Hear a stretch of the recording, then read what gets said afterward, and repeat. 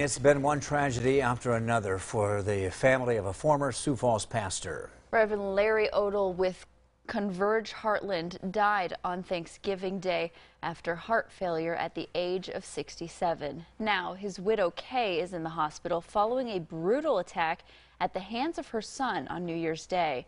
He was allegedly under the influence of several drugs. We want to warn you, some of the images you're about to see are graphic. KELOLAND's Matt Holson spoke with a family member, now picking up the pieces.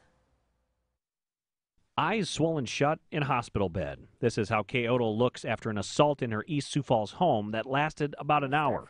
Daughter Beth Tweed was hundreds of miles away at her house in Iowa when she got the call from police. And I just went to my knees and started screaming because I knew it wasn't good. Tweed says her 40-year-old brother showed up to her mom's house at 8 a.m. New Year's Day and forced his way in. You can see the doors he broke as Kay tried to get away during the violent encounter. Tweed says he also targeted the family dog, Lacey. Good girl. She heard the dog whelping and could hear him kicking her and beating her, and she ran out the door. After a long search, the dog was found freezing under a car. Tweed says her brother has a history with drugs, and Kay kicked him out of the house around Christmas. Soft tissue damage from the beatings. She's unable to open her eyes because they're swollen shut from the beatings. She will have to have surgery next week on her nose because it's broken. Tweed says a list of drugs from meth to marijuana was allegedly in her brother's system during the attack that took place both inside and outside the home. She thinks he was under the influence of a drug known as bath salts. And it was everything that happened. He became physical and violent.